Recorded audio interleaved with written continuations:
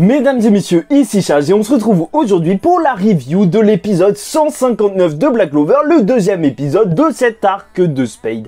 Et déjà, au niveau de l'animation, il n'y a pas grand chose à dire, c'est vraiment pas ouf, mais en même temps, c'est pas les combats, et surtout, on les attend au tournant pour les combats. Bon, bref, il y a aussi quoi? Ils ont rajouté un petit truc au niveau de l'intro, avec 3 silhouettes de démons, sûrement les démons liés à la Dark Triad, donc peut-être que vous pouvez deviner qui sont les démons à travers la silhouette. Franchement, si vous réussissez à le faire, alors vraiment, vous êtes des cracks. Mais vous êtes plutôt flippant, parce que quand même, sans lire les scans, deviner des silhouettes de démons, ça fait un peu flipper. Bon, hormis ça, l'épisode est assez tranquille. Et est-ce que c'est regrettable ?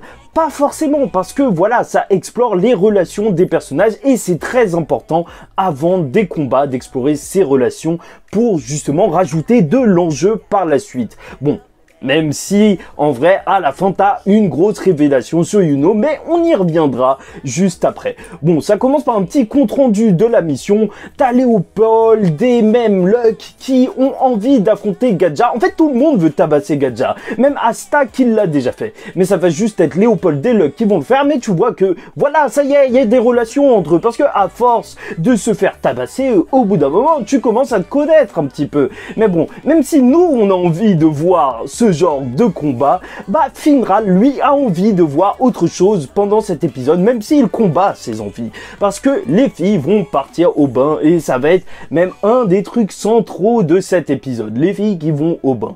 Bon, bref, on passe sur le fanservice qui est franchement pas tant que ça là. Hein. Franchement, je remercie Black Clover pour ne mettre pas tant de fanservice que ça, parce que croyez-moi, il y a des animés où ce serait parti très loin. Fairy Tail. Bon, mais est-ce que on peut parler aussi de ce Castor? Ce Castor, beaucoup de personnes pourraient penser que c'est peut-être un espion de Spade assez pervers qui est en train d'écouter la réunion, mais je ne pense pas, et je pense que personne n'a pensé à ça en réalité. Mais voilà, on est encore en train d'explorer les relations entre les personnages. Tu vois qu'ils parlent de choses assez triviales, et même que l'Europeshka, ça y est, elle est devenue pote avec tout le monde, elle aborde des sujets qui ne doivent pas être abordés. La waifu d'Asta, ça, il faut pas en parler. Est-ce qu'elle veut provoquer le combat des cousines qu'on aura forcément à un moment? En tout cas, on ne sait pas. Pour l'instant, il n'y a pas de révélation de la part de Noël et Nero a apparemment une relation capillaire avec Asta. Alors là, c'est le truc le plus chelou que j'ai vu. Franchement, j'étais mort. C'était clairement n'importe quoi. Mais bon, ça y est, l'Europeshka, on sait, bientôt, elle va avoir un combat, donc c'est super important. En plus, on a vu durant cet épisode quand même encore un petit bout de son pouvoir, parce que elle peut envoyer un clone de son esprit élémentaire carrément de l'autre côté, dans la zone magique, tu vois, qui est en train de raccompagner les gens qui étaient dans la forteresse. En vrai, elle a un incroyable contrôle de son mana. Au niveau technique, elle est juste incroyable. Et peut-être que c'est la spécificité de son esprit élémentaire, parce qu'on sait que la spécificité de l'esprit élémentaire du feu, c'est d'avoir une grande puissance destructrice, celui de la terre, sûrement une grosse défense, et celui devant de Yuno, bien sûr, il a beaucoup de mana comme tous les autres esprits élémentaires, mais on dirait que c'est plus basé sur la détection de mana, la sensation de mana, vu que même Yuno, quand il passe en mana zone, ce qu'il fait, c'est esquiver et tout. Et la première fois qu'il invoque Belle, il ressent le mana, il ressent le vent. Bon, bref. En plus, on apprend aussi que Gadja est amoureux de l'Europeshka. Et c'est sûr, ça annonce du lourd pour les combats qui vont arriver par la suite. Parce que en face de la personne qui a déjà maudit l'Europeshka, croyez-moi, Gadja, ça va faire du sale. C'est sûr et certain. Mais bon, on passe à autre chose, puisque Asta est parti combattre cet incroyable ennemi qu'est Charmy. D'ailleurs, c'est lui qui va aller la combattre. Pourquoi? Parce que Finral, lui, personnellement, il est juste KO à cause de sa magie. Il a utilisé beaucoup de magie. Et c'est donc Asta qui veut prendre son relais. Bon, il a pas l'air si KO que ça, mais c'est Asta qui propose. Donc tu dis oui. Mais c'est vrai que c'est un truc auquel j'ai jamais pensé. Mais en soi, c'est assez logique. Ça se tient. Asta, lui, il n'utilise pas de magie. C'est pas de la magie qui est dans son corps qu'il utilise, mais c'est de l'anti-magie qui est dans son grimoire. Donc, en soi, il pourrait lâcher un gros coup d'anti-magie, un gros gros slash d'anti-magie et ça pourrait ne pas le fatiguer du tout. En fait, c'est surtout porter ses épées et se battre avec ses épées qui le fatigue. Bon, il retrouve Charmy et là, c'était juste excellent. Charmy, dans cet épisode, c'est un fléau, c'est un désastre, c'est une catastrophe. Tu vois que les gens ont peur et c'est super bien fait. Entre le rire diabolique et sa nouvelle équipe de petits animaux gloutons, franchement, c'était juste excellent. Par contre, elle va exploser. Elle va exploser. Et tu vois que même Asta a du mal à la combattre. Bon, ça se voit, c'est pas un vrai combat. Sinon, il aurait fait un tourbillon d'anti-magie et ça aurait été juste terminé. Mais voilà, il va avoir l'aide du sensei de Charmy qui l'a aidé. Et tu vois que... Et voilà, encore des relations qui s'approfondissent. Tu vois qu'il l'aidait pendant son entraînement parce qu'il trouvait qu'elle était très forte. Mais il ne comprenait absolument rien à ce qu'elle disait. Et en vrai, elle, tout ce qu'elle voulait, c'était manger. C'était clairement juste n'importe quoi. Du grand n'importe quoi. Heureusement, Ril est arrivé et maintenant, tu vois que même au niveau de Charmy aussi, son sort était énorme. Ril aussi, son sort était énorme. Ça y est, ils ont passé un autre niveau avec le contrôle de la mana méthode, de l'utilisation des runes. Bon, ils réussissent à capturer Charmy, ce grand ennemi de l'Arc Spade. Là, c'est le deuxième ennemi qu'on aura vu pour l'Arc Spade quand on fera le récapitulatif. Ne l'oublions pas. Et tu apprends que Ril est encore subjugué par la Charmy qui était en autre forme, en fait, dans son autre forme. Et alors que même Asta va lui dire, c'est elle, mec, bah, il ne va pas la croire. Et en même temps, qui la croirait? Regarde-moi Charmy, là. Mais qu'est-ce qui se passe, Charmy? Bon, heureusement, grâce à Charmy, on a eu la transition, puisque elle va dire que non, elle n'aime pas que manger, elle aime aussi Yuno.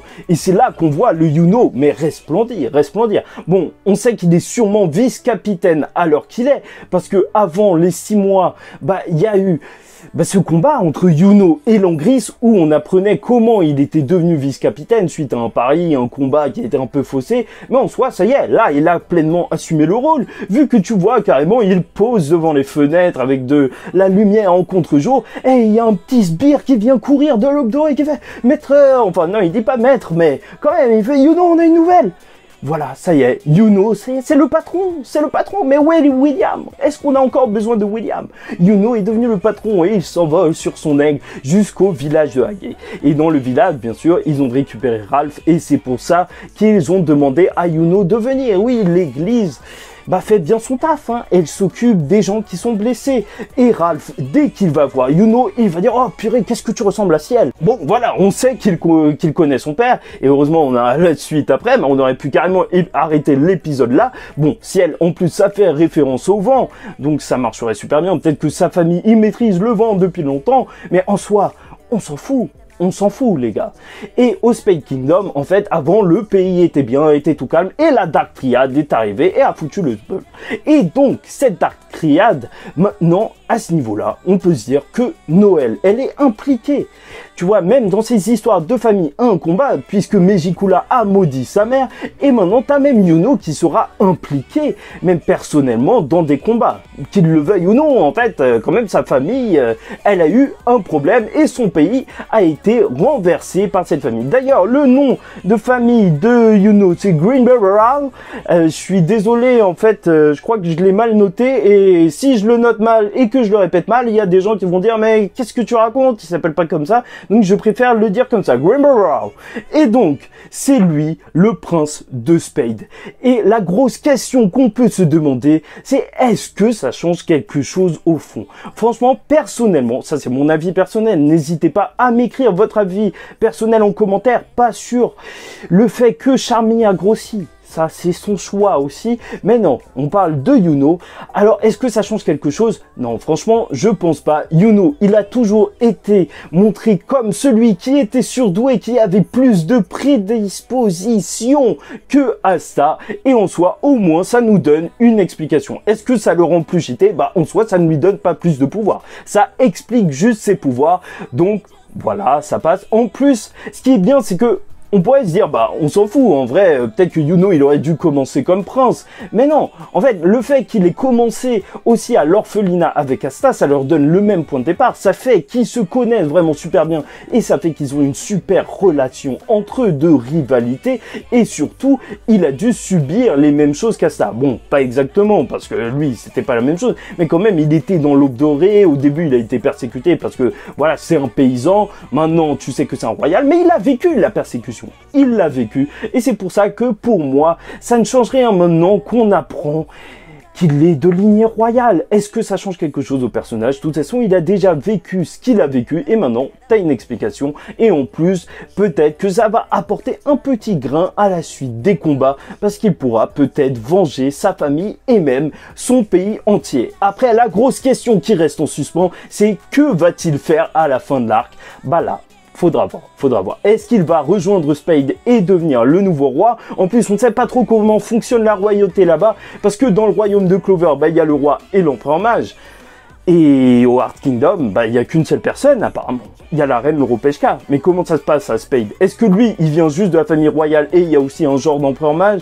Franchement, on verra ça. Bon. En attendant la semaine prochaine, autre review, ne vous inquiétez pas, maintenant c'est tous les mardis, ne ratez pas la review du mardi, abonnez-vous, mais, surtout ne traînez pas trop sur la chaîne le vendredi, samedi, dimanche, parce qu'il y a les vidéos sur les scans, donc si vous êtes des anime only, préservez-vous, je vous en prie, ou au pire, tapez juste ça sur la barre YouTube, review, serial chat, je sais pas quoi, vous trouverez à chaque fois la review de l'épisode, mais pour nous, pour ceux qui lisent des scans, grosse théorie ce jeudi, et là, je suis obligé, c'est vrai, je suis désolé, le mois dernier, j'ai manqué à mon devoir de théorie, mais là, je reviens avec une grosse théorie. Mais là, vous n'êtes pas prêts, elle arrive ce jeudi, les anime only, préservez-vous, et là, je suis en plein montage, donc je vous laisse, et en attendant, je vous souhaite beaucoup de repos, et que votre vie se passe bien, et je vous dis ciao tout le monde, paix sur vous.